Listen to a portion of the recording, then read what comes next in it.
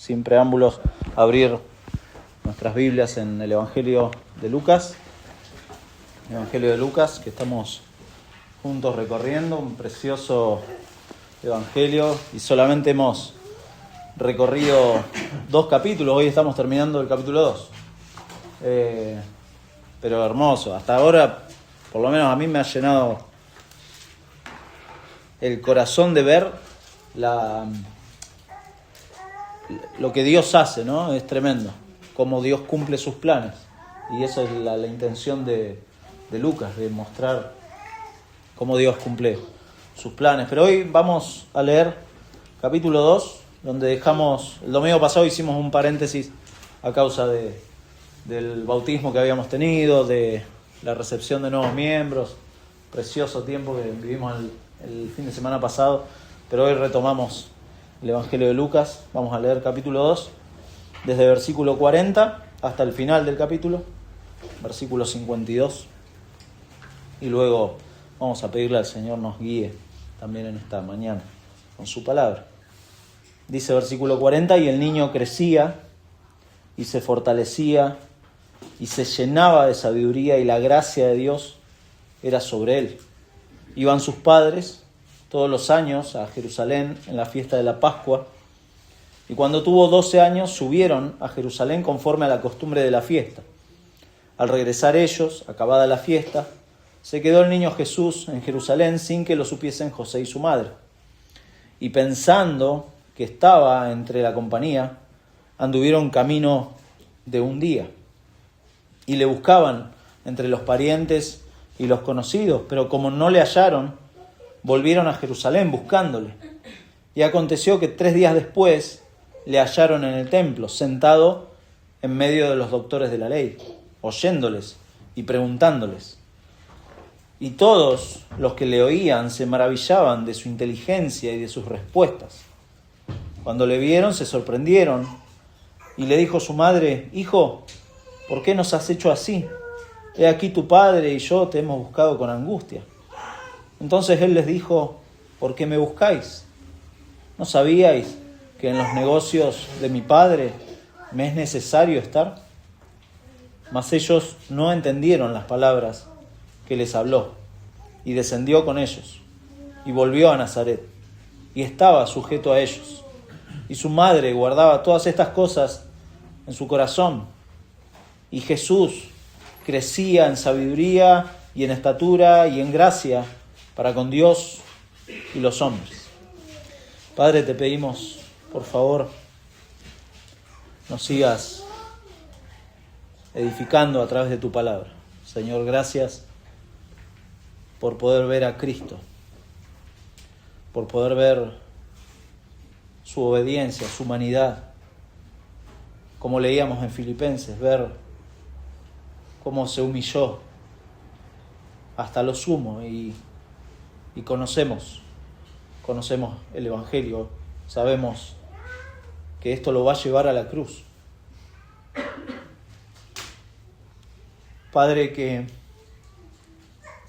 al leer tu palabra y al recorrer este pasaje no dejemos de asombrarnos de la misericordia que has tenido al hacerte hombre y venir a morir por pecadores, como todos los que estamos aquí. Damos gracias porque sabemos que tu gracia ha sido aplicada efectivamente a muchos de nosotros. Pero pedimos también, Señor, si hay corazones aquí que aún no te conocen, Padre, por favor, ten misericordia de esas vidas y sálvalos. Tú puedes, tú tienes el poder para hacerlo. Padre, te lo pedimos en el nombre de Jesús. Amén. Amén. Bueno, para hacer como un recuento de todo lo que hemos visto aquí, tendríamos que volver al capítulo 1 y recordar que el objetivo que tiene Lucas, la intención que tiene Lucas, como varias veces ya dijimos, es que el plan de Dios se está cumpliendo. En capítulo 1 le dice a Teófilo que le quiere poner en orden todas las cosas que han sido ciertísimas, dice. Y esa palabra, ciertísima, es justamente la palabra para el cumplimiento del plan de Dios. Dios está realmente cumpliendo sus planes. Lucas quiere, inspirado por el Espíritu Santo, dejarle en orden las cosas a Teófilo, y a su vez, por la gracia de Dios, Teófilo seguramente volvió a reproducir esos manuscritos, y gracias al Señor, providencialmente, le llegó a muchos creyentes y también a nosotros, creyentes gentiles, ¿no? Que en este mundo del Imperio Romano estaban leyendo esto y estaban viendo cómo la historia de la redención se estaba cumpliendo, se estaba uniendo. La historia del Antiguo Testamento tenía claras conexiones con esto que Jesús iba a hacer. Hermoso. Y vimos en este cumplimiento de los planes de Dios en Cristo, hemos visto testimonios diferentes, varios. Desde aquí para atrás pudimos ver en este relato cómo es interesante cómo Lucas hace este ida y vuelta de Juan el Bautista y Jesús, ¿no? Lo vimos. Anuncia a través de los ángeles el nacimiento de Juan el Bautista, luego anuncia el nacimiento de Jesús, y luego efectivamente se da el nacimiento de uno y de otro, y en medio de eso vimos las explicaciones teológicas que representan esas canciones o esas profecías entre medio. Usted lo puede leer, capítulo 1 y 2, va a notar eso. Precioso, porque en medio de todo eso, Lucas ya nos habló del testimonio de los ángeles, del testimonio de María, del testimonio de Zacarías, del testimonio de los pastores. Recuerdan a los pastores que fueron visitados por los ángeles y luego fueron a donde estaba José y María con el niño y dieron testimonio de lo que estaba pasando. Y luego vemos tiempo después que van al templo y se encuentran con dos personas, Simeón y Ana, de nuevo testimonios acerca de quién es Jesús. Pero lo notable de todo esto es que finalmente vemos el testimonio de Jesús mismo en este pasaje. Jesús mismo, hablando y diciendo quién es Él. Y notablemente estas son las primeras palabras que cronológicamente uno puede registrar de Jesús. Son, teniendo 12 años, esto es lo primero que tenemos registrado en los evangelios, en los 4 evangelios. No tenemos palabras anteriores a Jesús. Esto es lo primero que Jesús dice en toda su vida. Por lo menos lo que tenemos registrado. Debe haber dicho otras cosas, pero lo que tenemos registrado es esto. Pero el punto central de este pasaje, y uno siempre se queda con la sabiduría precoz de Jesús, que Jesús era tremendamente inteligente, dice, ¿no? Hay una perspicacia en cómo conecta las Escrituras cuando pregunta ahí a los religiosos, pero no ese es el punto del pasaje. En realidad Lucas lo que nos quiere llevar en toda esta porción es a un clímax que llega al versículo 49, en donde Jesús hace referencia a que Dios es su Padre. Dios es su Padre. Eso es como que va en tensión, y eso es lo que vamos a ver en este pasaje. Y junto con esta frase, mi Padre, hay otra frase ahí, o dos palabritas ahí, que usted va a ver que es, me es necesario. Es necesario. Esto de necesario, esta palabra necesario es un verbo muy interesante, es algo que habla de algo obligatorio. Esto es obligatorio, esto es conveniente, esto es un deber, este es mi deber. Jesús está diciendo, este es mi deber. Esto es lo que se necesita hacer, esto es preciso para el cumplimiento de los planes de Dios. Es necesario que yo esté ocupado en las cosas de mi Padre. Esto es lo principal. Luego Lucas va a usar muchísimo este verbo, interesante, tanto en Lucas como en Hechos. Recuerda, Lucas Hechos, usted debería leerlo, tomarse como 5 horas para leer, no sé, de alguna manera, dividir su vida y leer todo Lucas y Hechos. Pero solamente en Lucas, en Hechos como 17 veces se usa este verbo, dei es el verbo.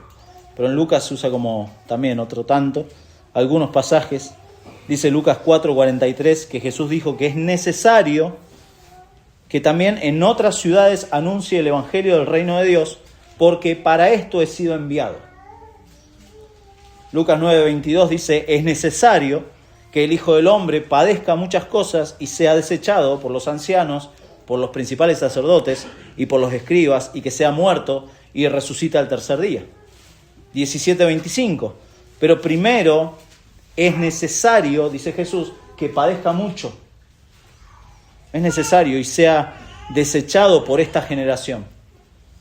Lucas 21:9 dice, y cuando oigáis de guerra, está hablando de lo futuro, cuando oigáis de guerras y sediciones, no os alarméis, porque es necesario que estas cosas acontezcan primero, pero el fin no será inmediatamente.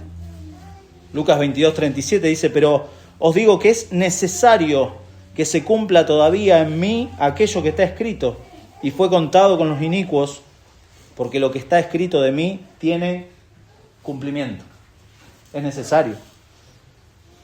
Lucas 24:7, en capítulo 24, 4 veces se usa esta palabra. Es necesario que el Hijo del Hombre sea entregado en manos de pecadores y sea crucificado y resucite al tercer día. Jesús entiende perfectamente desde niño su mandato divino. Eso es lo que está diciendo en este pasaje que vemos hoy.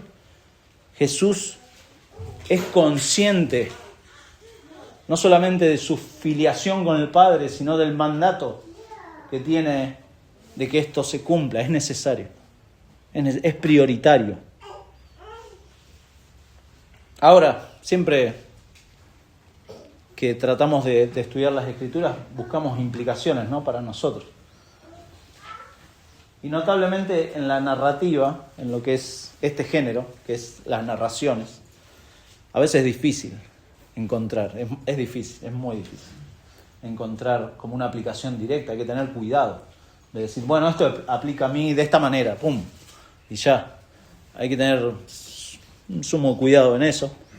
Puede tener múltiples aplicaciones la Escritura, tiene un solo significado.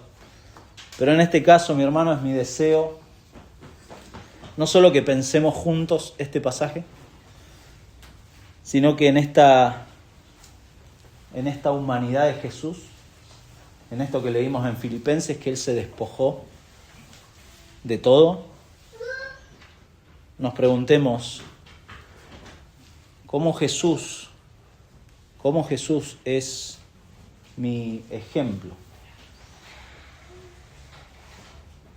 Porque cantábamos recién y es algo que nos enciende el corazón cuando cantamos de nuestra salvación, de lo que el Señor ha hecho por los pecadores, lo que la cruz significa para los creyentes, pero la cosa no termina ahí. La cosa no termina ahí, porque Jesús nos dejó pisadas, ¿no?, para que anduviésemos en ellas. Y para Jesús Dios era una prioridad, vemos en este pasaje.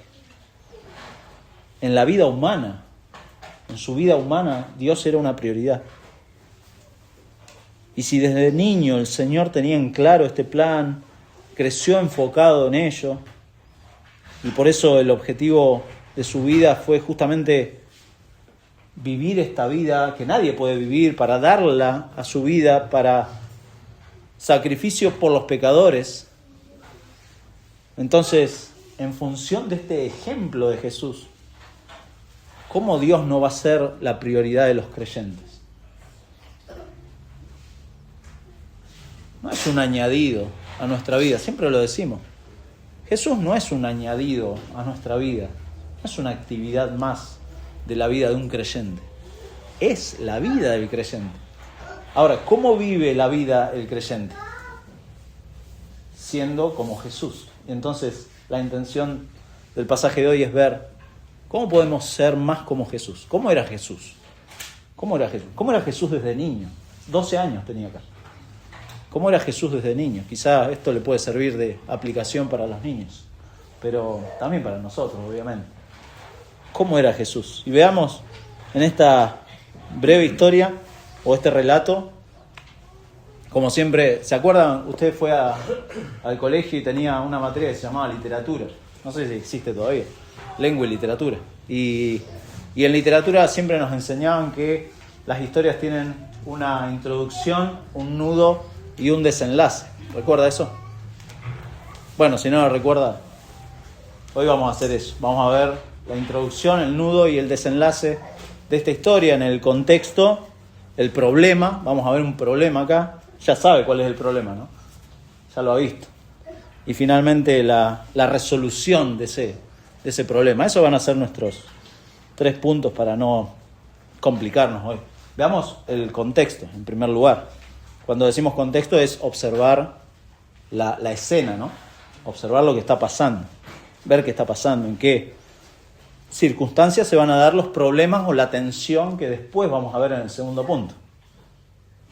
Y leemos, versículo 40, dice, y el niño crecía, este es el contexto, el niño crecía y se fortalecía y se llenaba de sabiduría y la gracia de Dios era sobre él. Iban sus padres todos los años a Jerusalén en la fiesta de la Pascua y cuando tuvo 12 años subieron a Jerusalén conforme a la costumbre de la fiesta. Este es el contexto, esto es lo que nos marca el escenario, ¿no? Y Lucas acá de nuevo enfatiza, fíjese, la piedad, ¿no?, de José y María. Iban todos los años a la fiesta. La fidelidad que tenían José y María a las costumbres del judaísmo, a las ceremonias. La conexión, de nuevo, esta conexión con los planes de Dios. Que el cristianismo no está desconectado del judaísmo, sino que hay un cumplimiento de los planes de Dios. Y llama la atención acá que la primera fiesta a la que Jesús va es la Pascua. Es significativo, ¿no? Para el judío la Pascua era la fiesta sobre todas las fiestas, era la fiesta, porque recordaban ahí la liberación, ¿no? Bueno, acá Lucas no entra en todos los detalles de lo que es la Pascua, pero obviamente el lector se da cuenta de lo que significaba esta fiesta. Había 3 fiestas principales, tenían la Pascua, tenían Pentecostés y tenían la fiesta de los tabernáculos. Esas eran las 3 principales fiestas y estaban los judíos como nación, Israel como nación estaba obligado a ir a esas fiestas.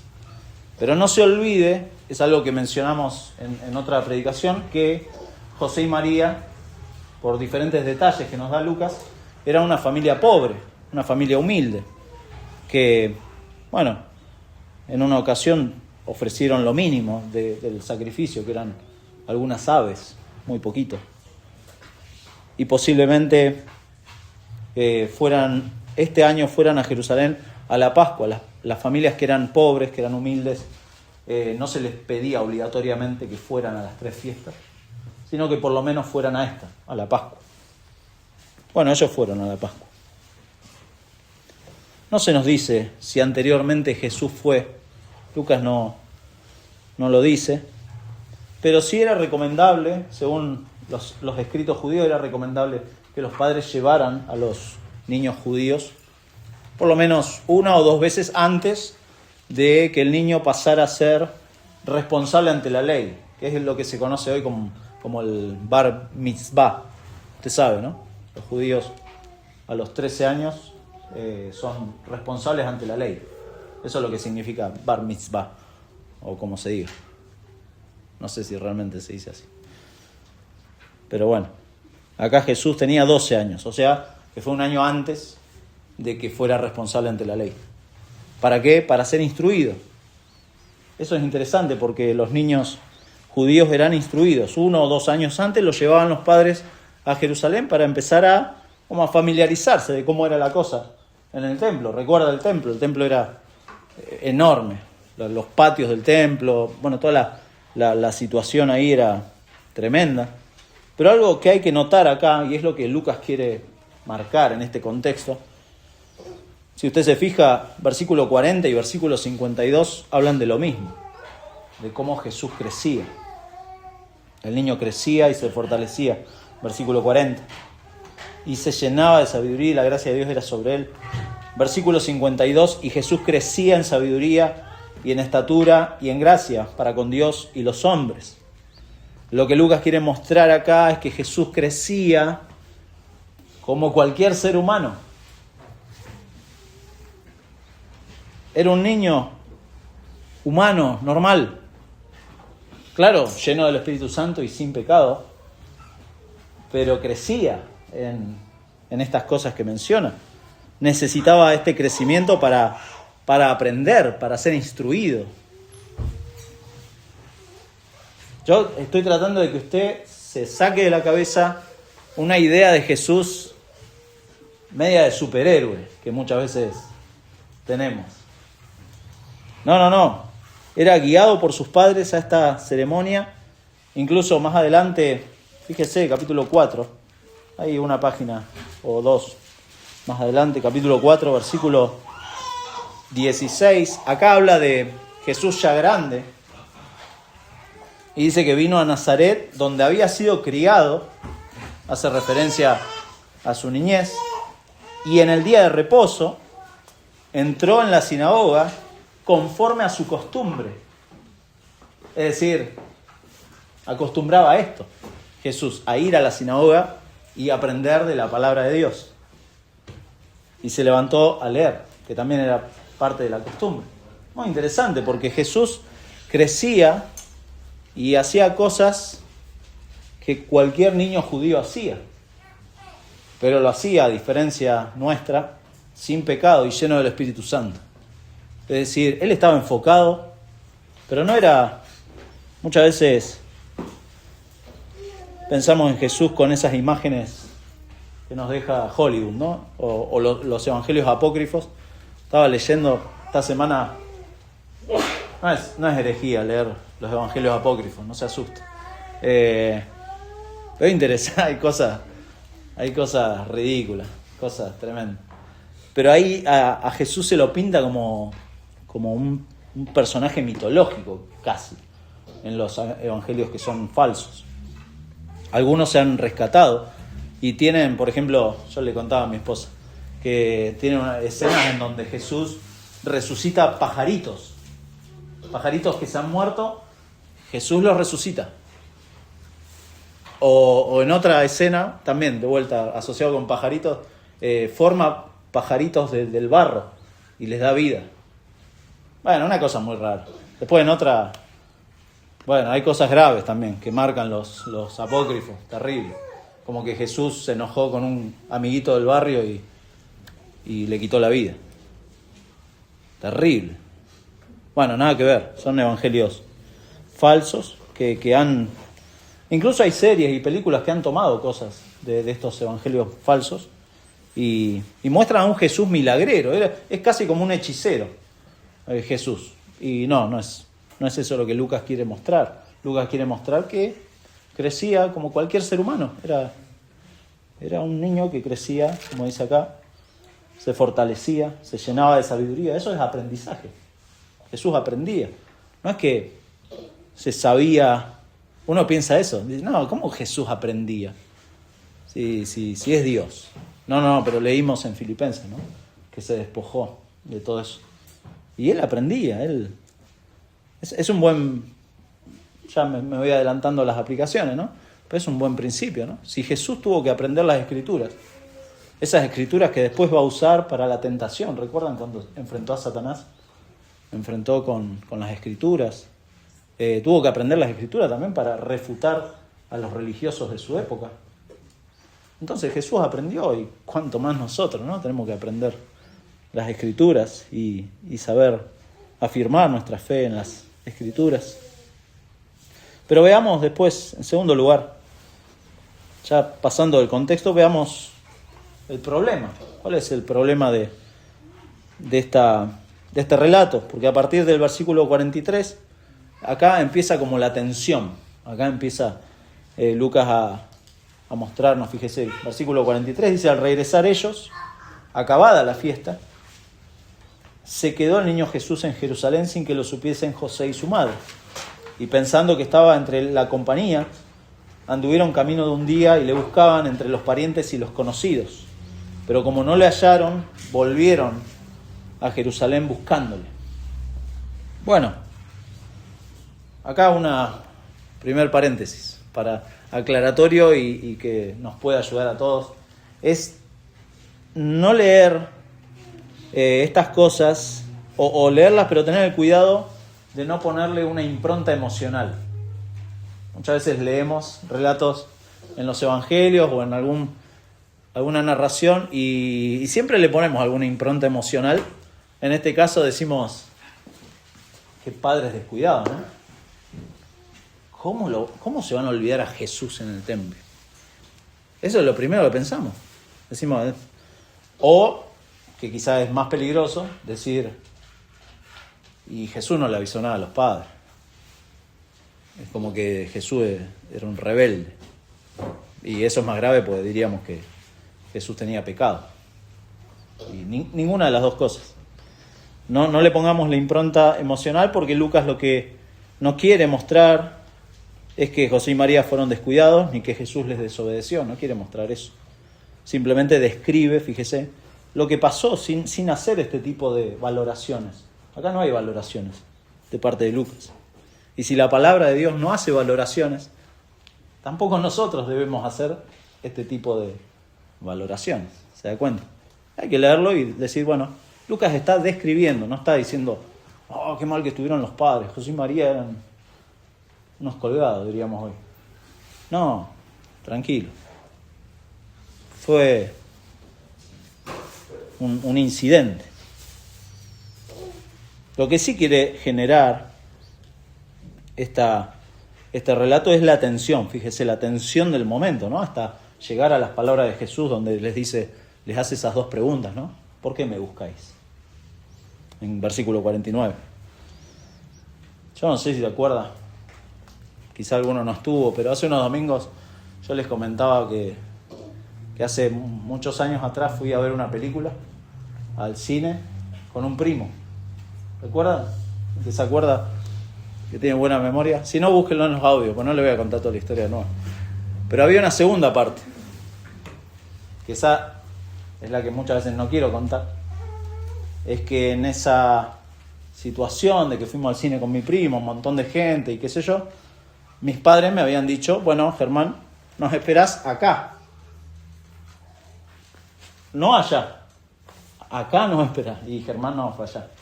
Germán no era el Señor. No me miren. Y bueno, después la historia, después se las cuento.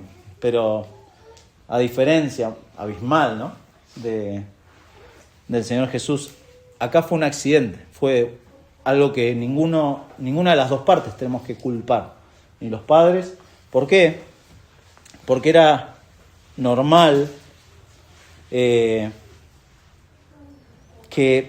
tanto las familias como las aldeas completas se movilizaran a Jerusalén a través de unas caravanas que eran realmente de mucha gente. La mayoría eran parientes, ¿no? De Nazaret, y se movilizaban. Entonces, lo que vemos acá era totalmente normal que pudiera pasar.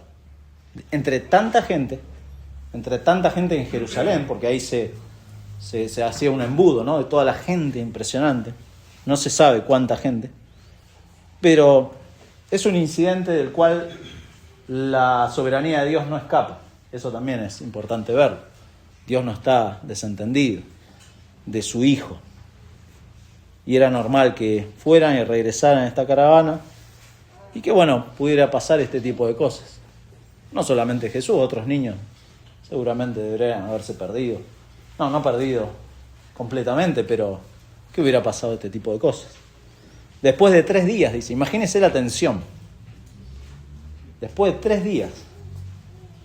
Acá no nos dice Lucas si es el total de 3 días o si los 3 días son desde que llegaron a Jerusalén.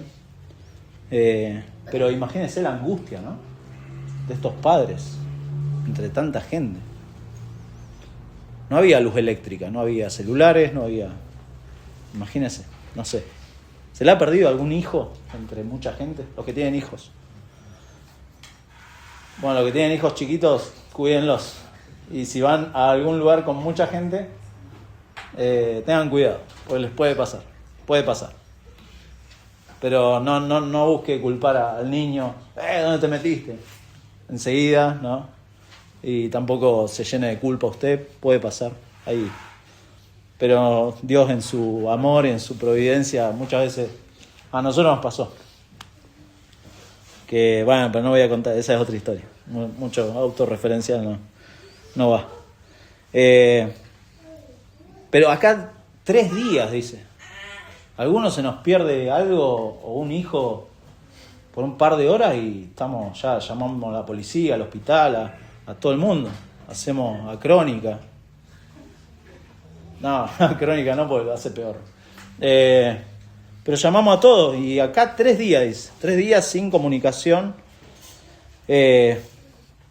Tremendo. Y fíjese, versículo 46 dice: y aconteció que 3 días después le hallaron en el templo, sentado en medio de los doctores de la ley, oyéndoles y preguntándoles. Y todos los que le oían se maravillaban de su inteligencia y de sus respuestas. Bueno, esta era la forma, esto de estar sentado alrededor de los maestros de la ley, de los doctores de la ley, era la forma normal del aprendizaje. Así era en esa época, de cómo se aprendía, a través de preguntas, de respuestas. Era lo más normal. Y Jesús está acá sentado, aprendiendo las Escrituras. Piense que este momento en la Pascua era un momento único, porque en la Pascua iban no solamente toda la gente, sino los más grandes rabinos iban ahí. Imagínense, es como si usted, no sé, fuera a algún lugar donde se conglomera toda la gente y de golpe tiene como para que le enseñe John MacArthur, Sproul, Piper, todos ahí, usted está sentado en el medio aprendiendo de ellos. Bueno, es como una forma de que usted lo vea. Era único. Y Jesús lo que hace, que es algo me encanta esto, me encanta tratar de pensar en esto. Jesús no pierde tiempo.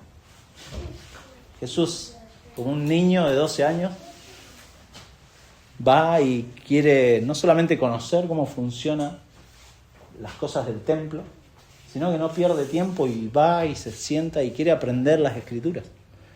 Quiere aprender. Escuchaba esta semana un pastor amigo que me encantó él imaginando, ¿no? No dice nada Lucas acá, pero él decía, imagínense que Jesús estaba leyendo el Salmo 22, que hablaba de él, o que de golpe se encontró con Isaías 53. Jesús, de 12 años. Y claro, ¿cómo no le va a preguntar a los rabinos? ¿Y cómo conectar todo esto? Porque se trataba de él, de su vida, del plan de Dios sobre él. Tremendo. Y está sentado ahí, aprendiendo. Jesús no pierde tiempo. No anda, un niño de 12 años, no anda en tonteras. No pierde tiempo. Y la gente, fíjese, se sorprende de esta interacción, ¿no?, entre Jesús y los maestros. Como ser humano, esto uno lo tiene que ver como ser humano. Jesús se instruyó, creció en esto, buscó. Y como dijimos, claro, no tenía pecado, estaba lleno del Espíritu Santo. Este niño tenía así una perspicacia especial, porque al no tener pecado podía ver con más claridad las Escrituras y conectarlo. Una agudeza poco común, sin duda, tendría el Señor. Pero como dijimos, no es que sabía todas las Escrituras, necesitaba aprender, como cualquier ser humano. No podemos pensar que por ser el Hijo de Dios no necesitara de este proceso de aprendizaje, ¿no? Porque era completamente humano, era completamente Dios, pero como leímos en Filipenses, Él se despojó, se humilló. Esto es parte de la humillación del Señor Jesús, tener que humillarse ante maestros humanos en humildad para aprender de ellos. Esto es notable, hermoso. Filipenses 2, 6 al 8, eso es cómo lo expresa, ¿no? Me encanta que lo dice de una manera Pablo, porque se despojó a sí mismo tomando forma de siervo, tomando forma de esclavo, hecho semejante a los hombres, y estando en la condición de hombre se humilló a sí mismo, voluntariamente se humilló, haciéndose obediente hasta la muerte y muerte de cruz. O sea, hasta ese punto, o sea, toda su vida vivió como un esclavo, se humilló por amor a nosotros. Así lo expresa un comentarista, David Garland, dice: No vino al mundo, escuche bien, no vino al mundo Jesús con un cerebro totalmente programado, como si fuera un robot divino. Tenía que desarrollarse y alcanzar la madurez como cualquier otro ser humano. Va a crecer Jesús física, mental y espiritualmente.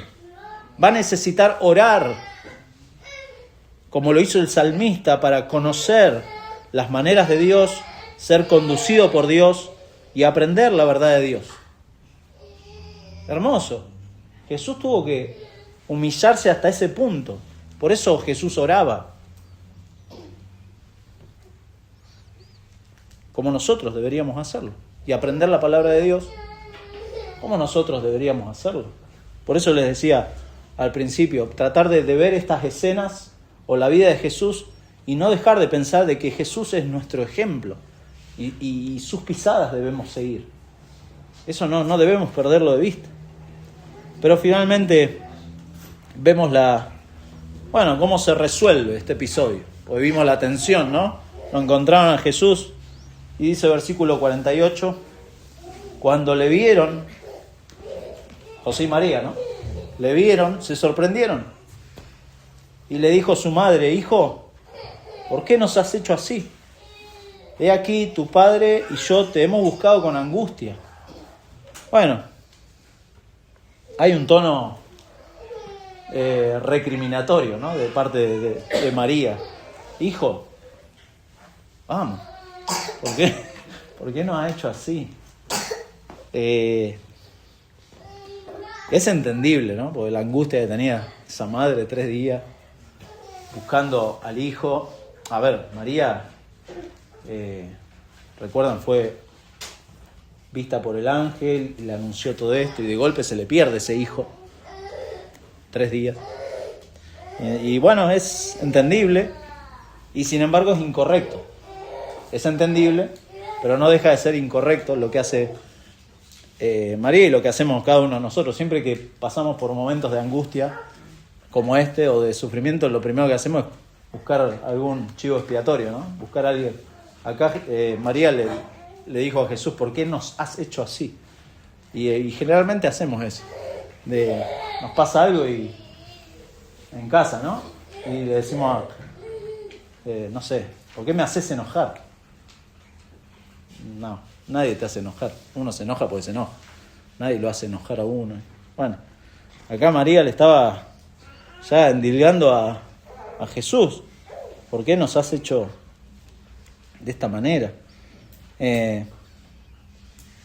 Objetivamente, uno tiene que mirar objetivamente. Esto fue un accidente. No hay que buscar culpables, como dijimos antes. No hay que buscar culpables. Y entonces Jesús, en versículo 49, le dice, entonces les dijo a los dos, ¿por qué me buscabais? Primera pregunta, ¿por qué me buscabais? Esta pregunta de Jesús tampoco tiene la intención de cuestionar a los padres. No está Jesús cuestionando el descuido de los padres ni nada de eso. Pero sí lo que quiere hacer es generar de nuevo esta atención a lo que va a seguir diciendo. Va a preparar la escena para la respuesta que va a dar. Y hay una frase parecida, fíjese al final de Lucas, capítulo 24. De nuevo se usa esta forma de pregunta, muy interesante, porque genera lo mismo. Lucas 24 dice, versículo 4, aconteció que estando ellas perplejas, ellas son las mujeres que fueron al sepulcro, perplejas por esto, aquí se pararon junto a ellas 2 varones con vestiduras resplandecientes, y como tuvieron temor y bajaron el rostro a tierra, les dijeron, ¿por qué buscáis entre los muertos al que vive? Es la misma construcción, la misma frase, ¿por qué buscáis entre los muertos al que vive? ¿Para qué? Para generar como la expectativa de la respuesta. No está aquí, sino que ha resucitado. No está aquí, sino que ha resucitado. Y acá lo mismo, fíjese, versículo 49, Jesús le dijo, ¿por qué me buscabais? ¿No sabíais que en los negocios de mi Padre me es necesario estar? Esto es como Este es el versículo central de todo este relato. ¿Por qué me buscabais? ¿No sabíais que en los negocios de mi padre? Es un niño de 12 años, ¿sí? Esto es tremendo. Porque tiene una importancia tremenda para nosotros. Esto que Jesús le dice a los padres. Seguramente fue una conversación privada entre Jesús y sus padres.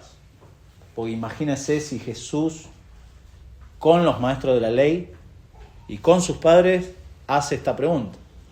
Bueno, se hubiera adelantado la cruz, ¿no?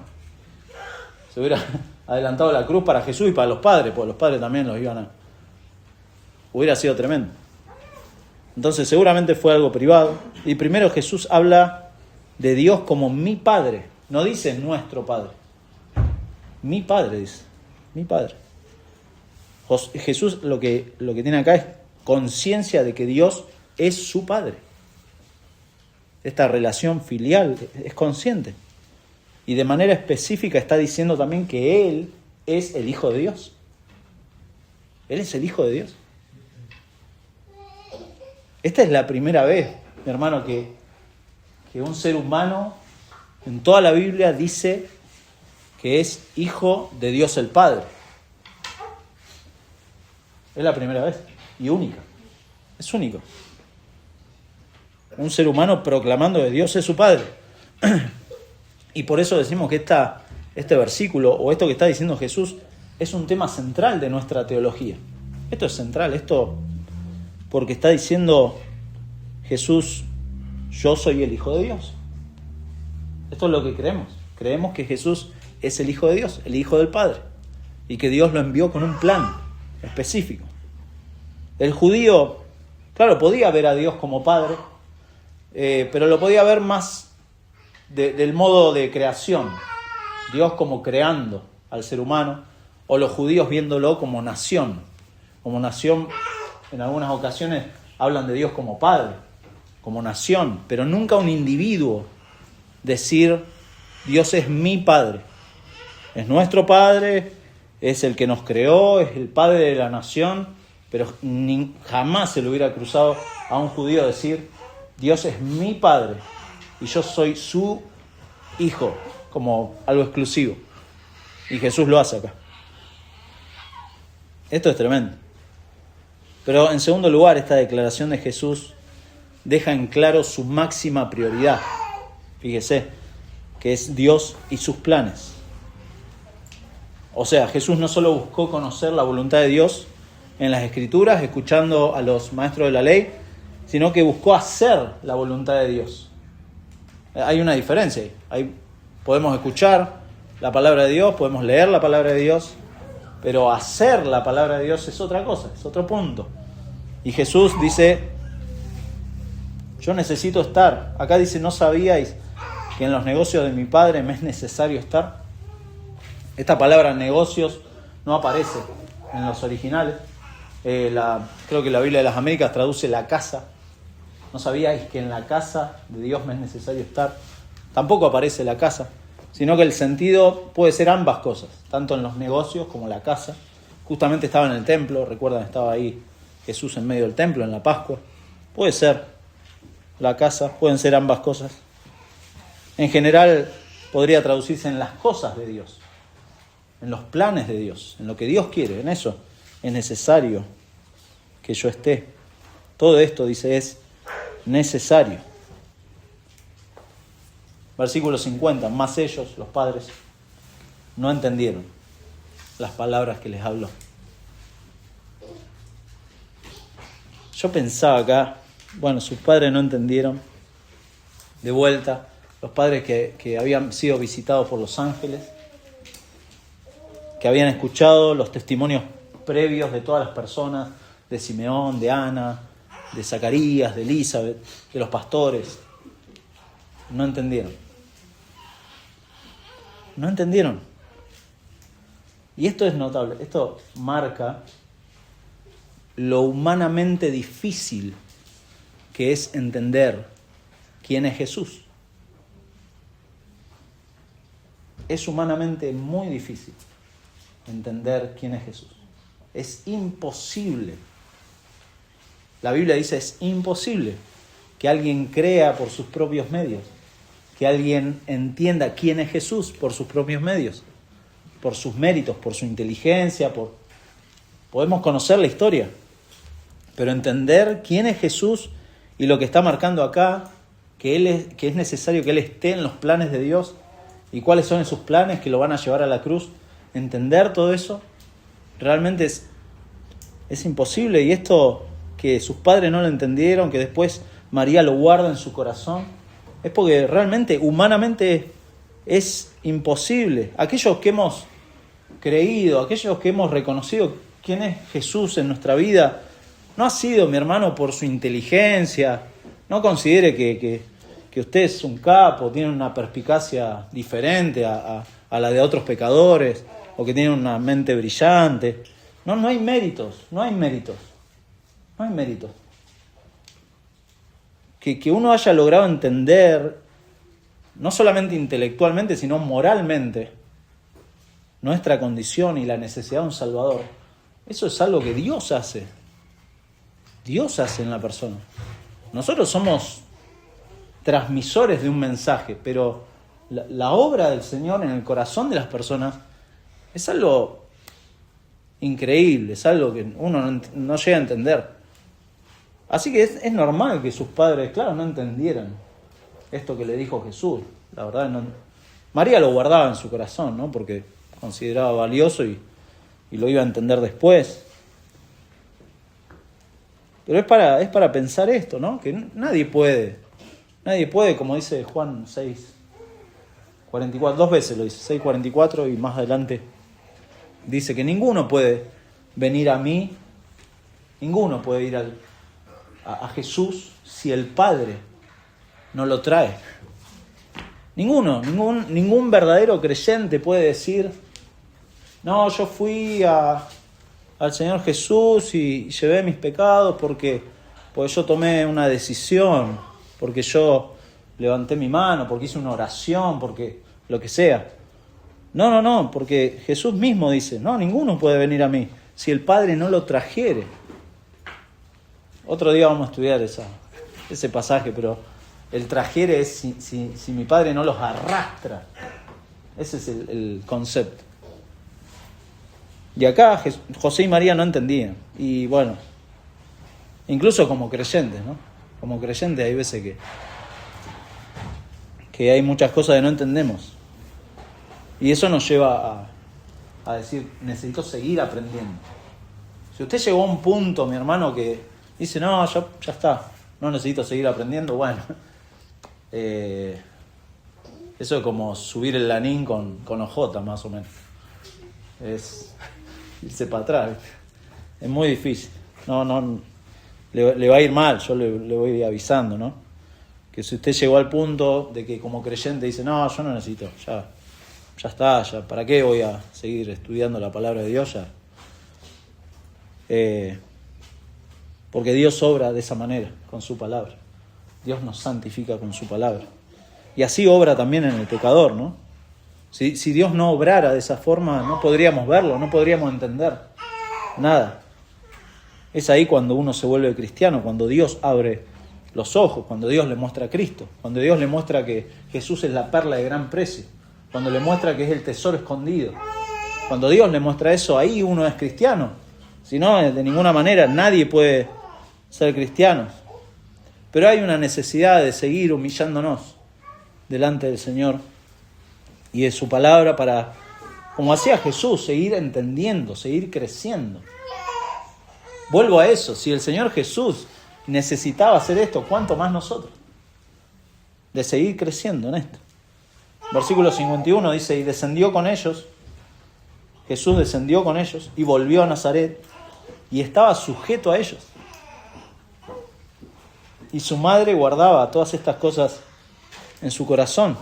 Y acá este cierre es notable porque enfatiza quizá lo que algunos hayan pensado de que Jesús desobedeció a sus padres. No, él se mantuvo sujeto a sus padres, bajo la autoridad de sus padres, sumiso a sus padres. Esto de nuevo, quizá una aplicación Si usted tiene hijos, y si Jesús se sujetó a sus padres y fue obediente a sus padres, cuánto más nuestros hijos deberían ser. Y nosotros como padres, la diligencia de buscar enseñarles el temor del Señor.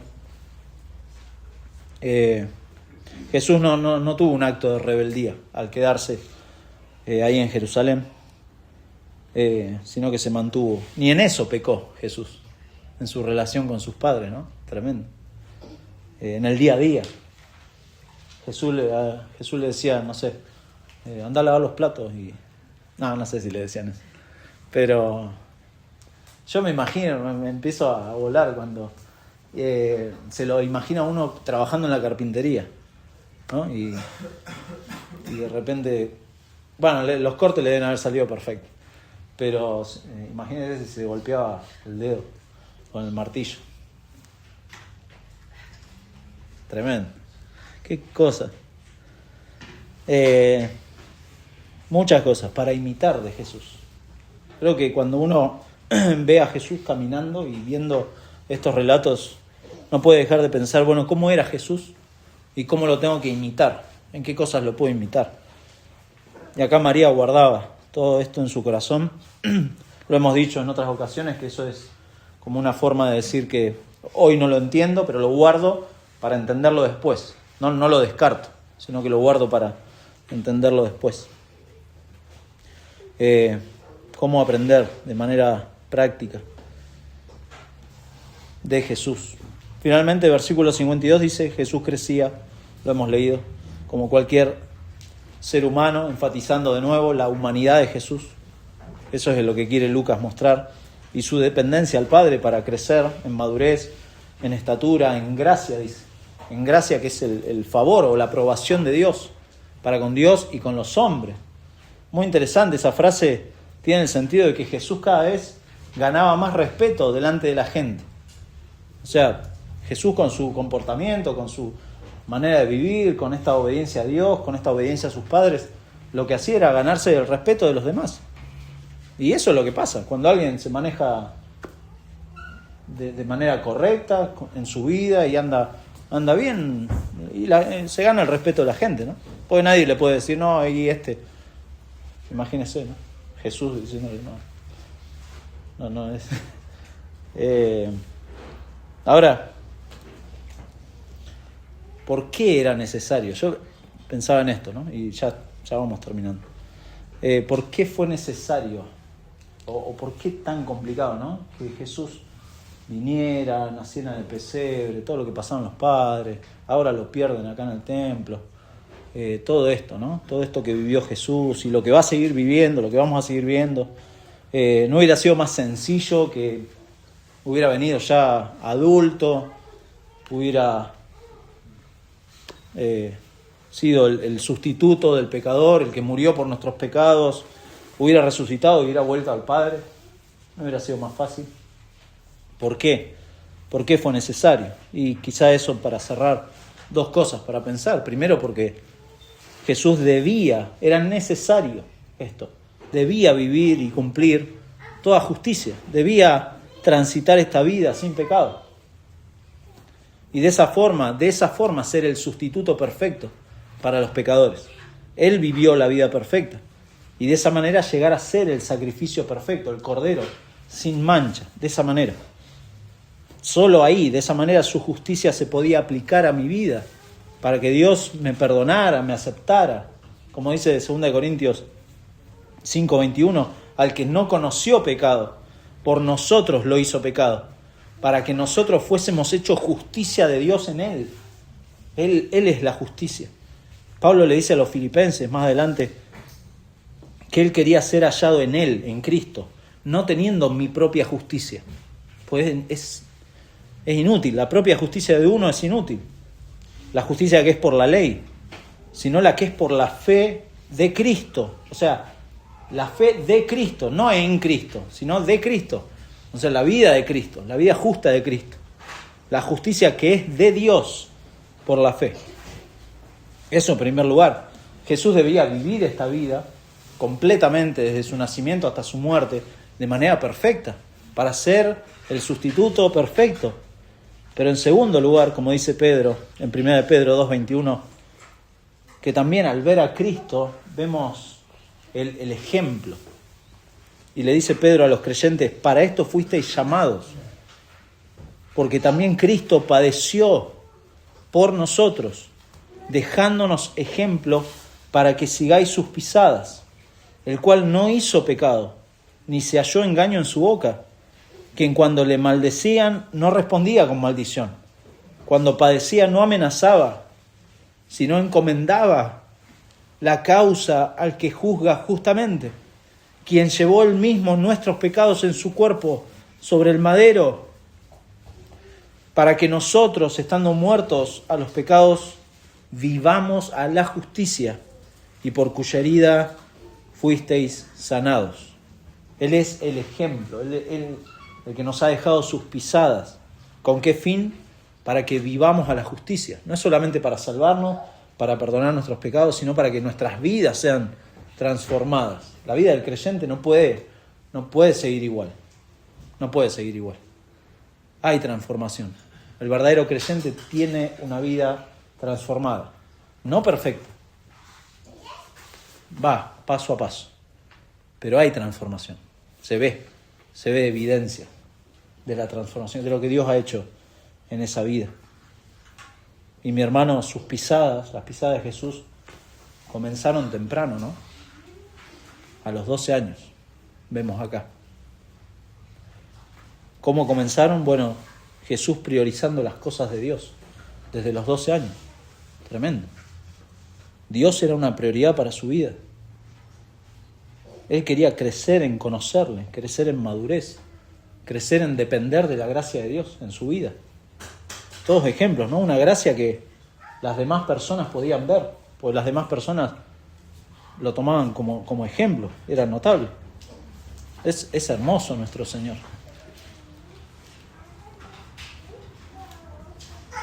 Quien como Señor, Él vino a vivir esta vida también y Él tiene todo el derecho de demandar de sus hijos también vidas ejemplares, vidas que le honren, vidas que le glorifiquen.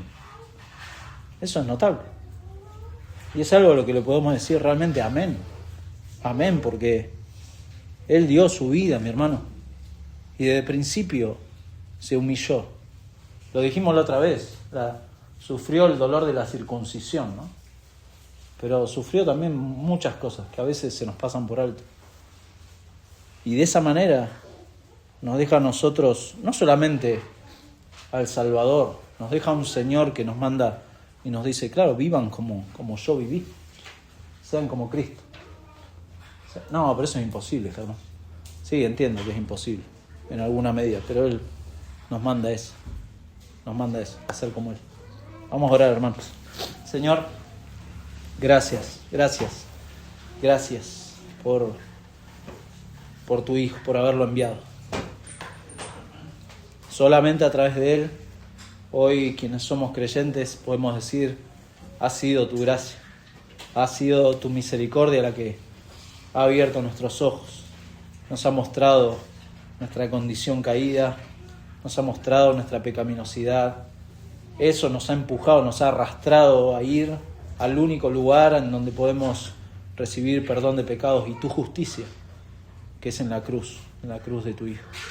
Señor, gracias porque tu Hijo ha resucitado para nuestra justificación y en esa resurrección también nos ha dado una imagen de que nuestra vida también ha sido resucitada con Él para que ahora vivamos a la justicia, Padre. Gracias porque en este pasaje podemos ver que desde niño nuestro Señor estuvo sujeto a obediencia, se humilló voluntariamente, se despojó de ser igual a Dios, no se aferró a eso, lo hizo hasta la muerte. Pero también leemos ahí en Filipenses que tú, Señor, lo exaltaste hasta lo sumo y le has dado un nombre sobre todo nombre. Y es solamente delante de Él que el pecador se tiene que humillar para recibir este perdón y esta justicia.